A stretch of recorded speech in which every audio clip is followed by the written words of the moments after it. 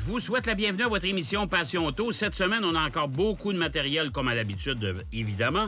On va, bien sûr, vous présenter l'atelier branché avec Benoît Charette.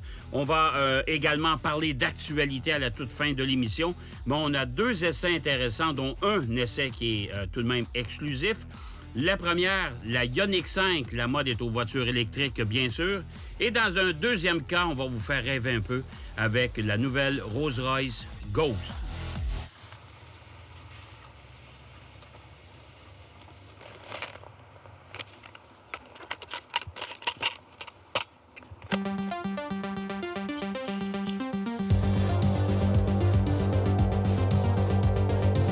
Ah, les années 80.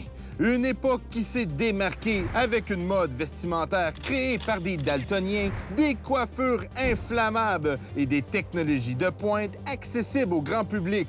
Mais il y a aussi le concept cyberpunk qui devient populaire.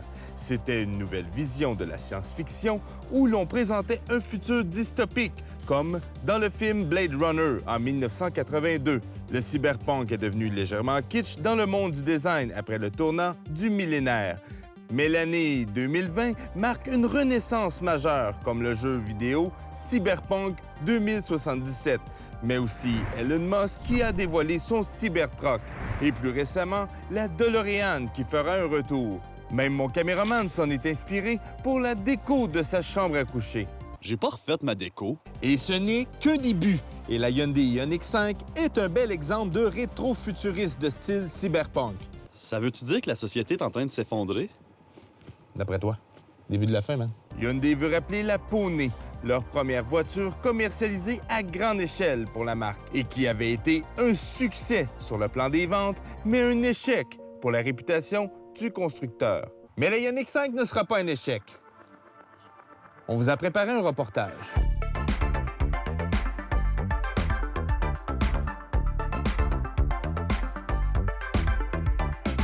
Si la Ioniq 5 semble avoir le gabarit d'un hatchback, détrompez-vous. C'est l'illusion donnée grâce aux lignes droites très démarquées, mais surtout due à son devant très petit.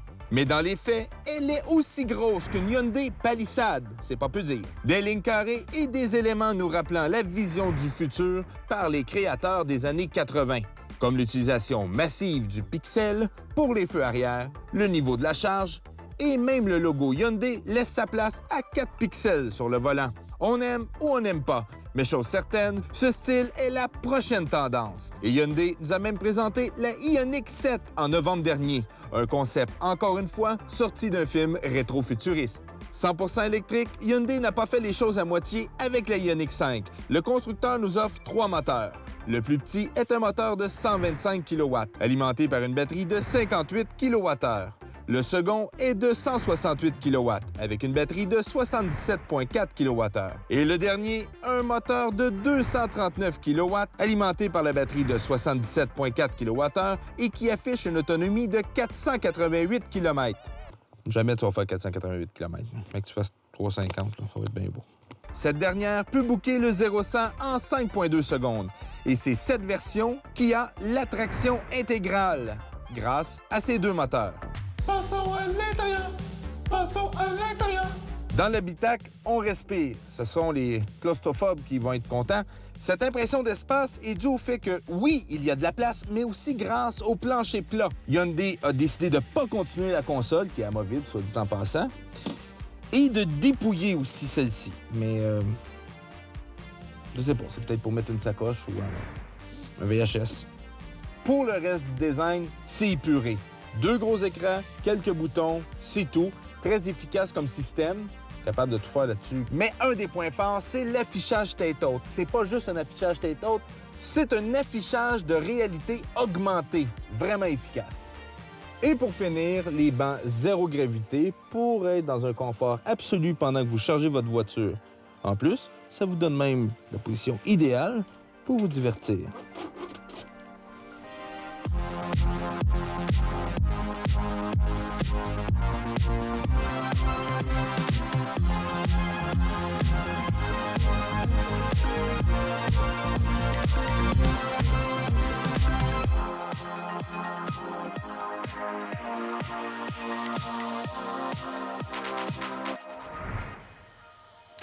Il est difficile d'énumérer toutes les technologies embarquées, mais un des points intéressants est la prise ici, qui a le même ampérage qu'une maison.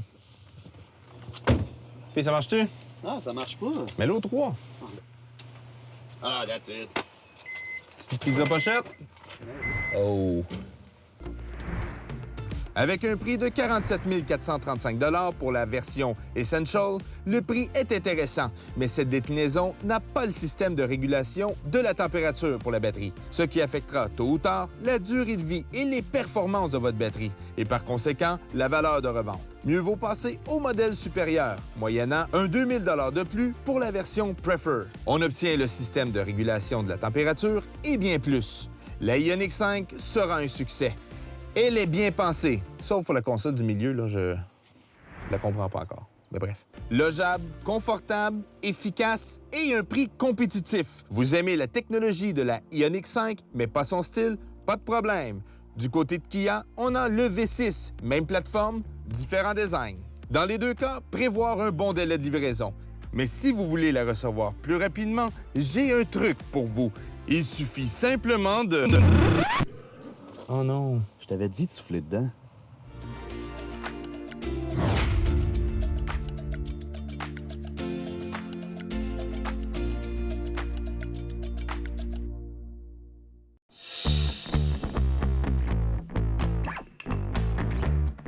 S'il y a un sujet qu'on a parlé souvent et très souvent à travers le monde automobile, c'est l'huile, Hugo. Salut. Salut. Alors, l'huile, autrefois, c'était plutôt simple. Il y avait de la 5W30, de la 10W30, puis à peu près le reste n'existait pas. On trouvait rapidement chaussure à son pied, mais aujourd'hui, c'est beaucoup plus compliqué que Ouais, ça. ça marche plus comme ça. Faut y aller avec marque, modèle, année. Faut savoir le moteur, spécifications précises. Puis il y a certaines huiles qu'à peu près une seule compagnie fabrique, donc il faut trouver la bonne huile.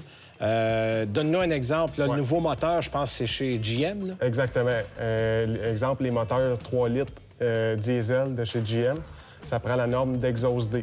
OK. Présentement, il y a à peu près juste un fournisseur qui le fait.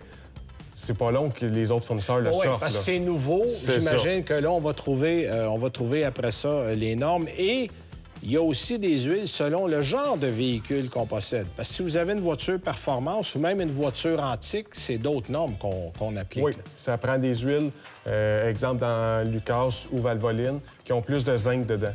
Oui, parce que les voitures d'époque... Ça prend cet additif-là. C'est un additif qu'on prenait, donc qui vont mieux correspondre au genre de ce genre de véhicule-là. Ouais.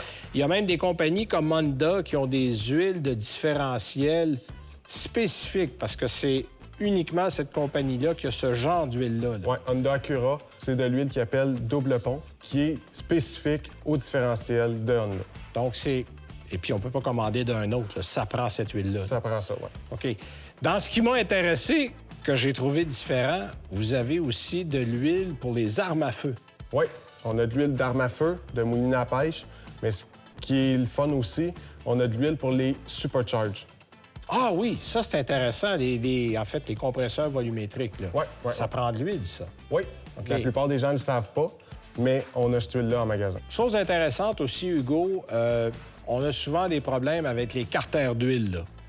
Oui. Cette chose ici, on a des carters d'après-marché qui existent, qu'on fait plus solides, plus résistants. Explique-nous ce qu'on fait qu'on n'a pas dans les carters d'huile d'origine, par exemple. Oui, chez Spectra Premium, qui est une compagnie québécoise, Oui, à Boucherville, là, qui est c'est pas ça. loin. Oui. Eux, ils font une panne qui est renforcée ou le bouchon de changement d'huile, puisque les gens, ils serrent trop et ça abîme le carter d'huile. OK, autrement dit, bon, puis c'est toujours le même problème. C'est pas quand on serre, c'est quand on dessert.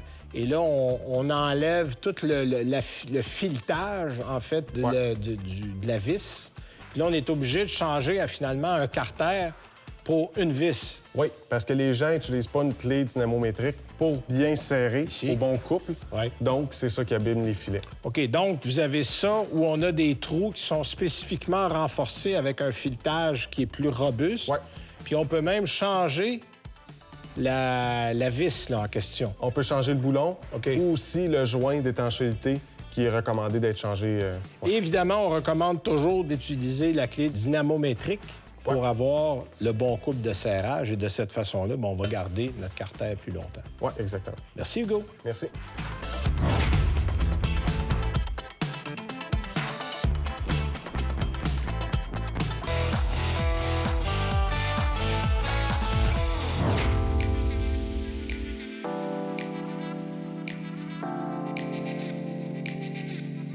Par ces temps difficiles, même si la lumière va apparaître au bout du tunnel très bientôt, il reste quand même qu'on a besoin de rêver un peu et pour ça, on a décidé de contribuer avec l'essai de la Rolls-Royce Ghost 2021, une voiture hors norme, c'est le cas de le dire. Bon, comme journaliste automobile, j'en ai déjà conduit à quelques occasions des Rolls-Royce, entre autres la Phantom. J'ai conduit aussi le gros utilitaire, bien sûr, de Rolls-Royce également. Je trouvais la conduite absolument soporifique, ça avait aucun bon sens. J'avais l'impression de conduire un nuage. Dans le cas de la Ghost, c'est un peu plus dynamique. Reste que malgré tout, c'est une voiture de très grand luxe. Alors, la douceur est au rendez-vous, bien sûr. La direction est un petit peu plus précise. C'est plus agréable. On sent qu'il y a un certain côté sportif à la Ghost. Alors ça, c'est une bonne nouvelle pour les amateurs de Rolls-Royce, ceux qui ont les moyens de s'en payer une et qui veulent les conduire eux-mêmes et qui veulent savourer l'agrément de conduite d'une voiture. Bon, évidemment, est-ce que j'ai besoin de vous parler de l'aménagement intérieur d'une Rolls-Royce? Dans le cas qui nous occupe, cette Ghost, avec le blanc immaculé, les boiseries, de véritables boiseries. C'est pas du plaqué comme on voit chez certains constructeurs. Les surpiqûres sont de grande qualité. On a ajouté une petite touche de violette dans l'intérieur de cette voiture-là, même à l'extérieur. Ça fait un mariage quand même qui est intéressant. Surtout, je regarde sur le bord de la route avec les lilas. Là, je trouve que ça fait un bon mariage, mais en tout cas. On a conservé, bien sûr, certains éléments typiques des Rolls-Royce, comme les fameuses tirettes ici pour fermer ou ouvrir les buses de ventilation. Ça, c'est typique à Rolls-Royce, bien sûr. Il y a un volant avec une bonne prise au volant qui est quand même relativement gros. Évidemment, pas besoin de vous dire, tous les ajustements sont là. Il y a une chaîne audio qui est de grande performance à bord de cette voiture-là. Confort ultime. Les cuirs sont d'une qualité exceptionnelle. Même dans les intérieurs de portières, tout est impeccable. Ce sont des voitures qui sont fabriquées à la main sur commande. Hein. Vous savez que n'allez pas chez un concessionnaire Rolls-Royce pour vous acheter une voiture, vous dites, je vais prendre celle-là. Là. Vous la choisissez en catalogue. C'est absolument illimité. Vous pouvez la faire peindre à la couleur que vous désirez. Vous pouvez avoir les options que vous voulez avoir dans la voiture. Il n'y a pas aucune limite chez Rolls-Royce de ce côté-là. La voiture qu'on a actuellement, c'est la version régulière. Il existe également une version allongée. Il faudra, pour se la payer, allonger, pas faire de jeu de mots, 33 000 $ de plus.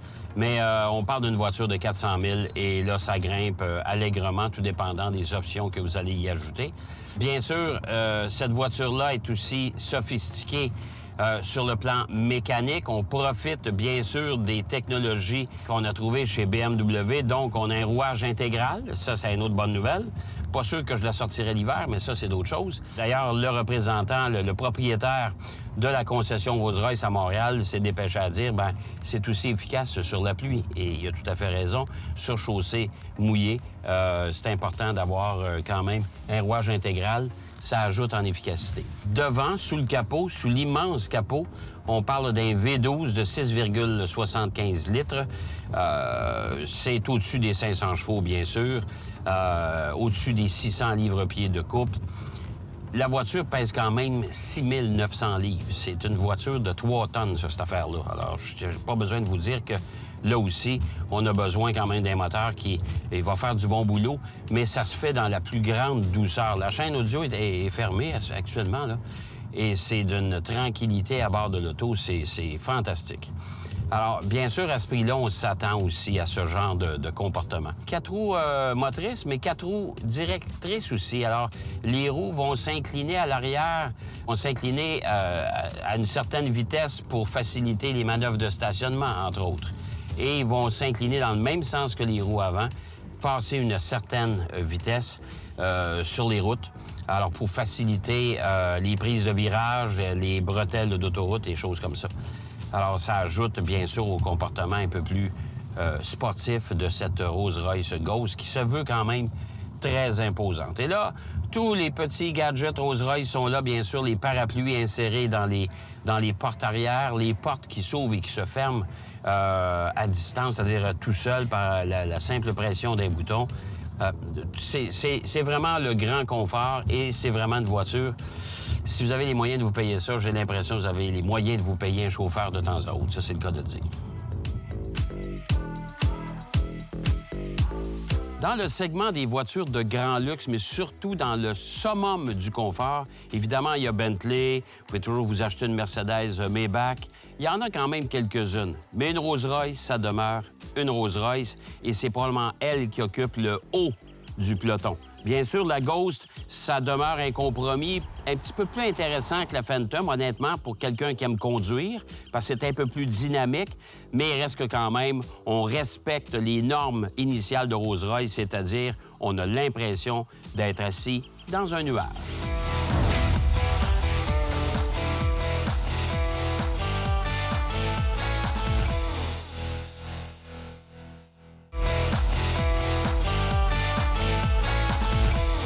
Alors, j'espère qu'on vous a bien informé aujourd'hui, qu'on vous a fait rêver un peu également. C'est toujours plaisant. Vous savez, on a tous nos rêves de posséder une voiture d'exception ou hors du commun. Alors, j'espère que vous avez apprécié aujourd'hui. Dans l'actualité, maintenant, pour terminer cette émission, dans un premier cas, DeLorean. Ça vous dit quelque chose? Ben oui, DeLorean, c'est la fameuse voiture du retour vers le futur. Ben, cette voiture-là va probablement renaître de ses cendres, pas nécessairement sous la forme originale. On va quand même utiliser certains éléments qui vont nous rappeler la voiture originale, mais la voiture sera beaucoup plus moderne et particulièrement, ce sera une voiture entièrement électrique. Eh bien, la nouvelle société qui va présenter cette voiture-là devrait nous la dévoiler le 18 août prochain. Depuis déjà quelques semaines, on nous présente quelques petits éléments de carrosserie et entre autres les feux arrière qui semblent faire la largeur de la voiture. Mais c'est difficile de distinguer la forme définitive de l'auto. Chose certaine, DeLorean, il y a sûrement des amateurs, des collectionneurs qui vont sauter sur cette voiture-là parce que une DeLorean, ça demeure une DeLorean et c'est une voiture qui a quand même marqué une certaine époque de l'industrie automobile. Le Ferrari Puro Sangue. Est-ce que ça vous dit quelque chose? Ben oui, Ferrari aura son véhicule utilitaire sport et on parle d'un moteur V12 sous le capot.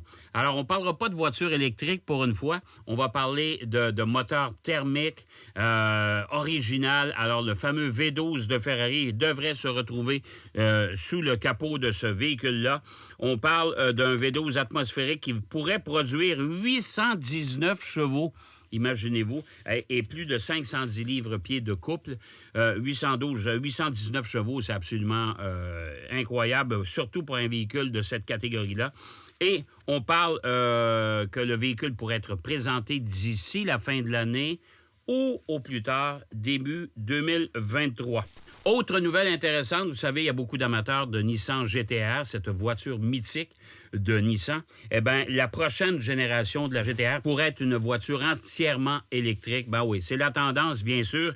Et le constructeur Nissan a déjà annoncé que d'ici 2030-2035, on aura une gamme complète. On devrait avoir renouvelé sa gamme complète, mais avec des véhicules électriques. Je pense qu'on devra faire avec. Pour informer le monde du début de la production de la Micro Mobility System, ça, c'est une société européenne qui va mettre sur le marché une micro-lino. Ça vous dit rien, une micro-lino? Si je vous parle d'une Isetta, là, vous allez peut-être, pour les plus vieux d'entre vous, vous rappeler ce que c'était cette voiture-là. C'est une voiture où on montait à bord de la voiture en ouvrant la partie avant de l'auto.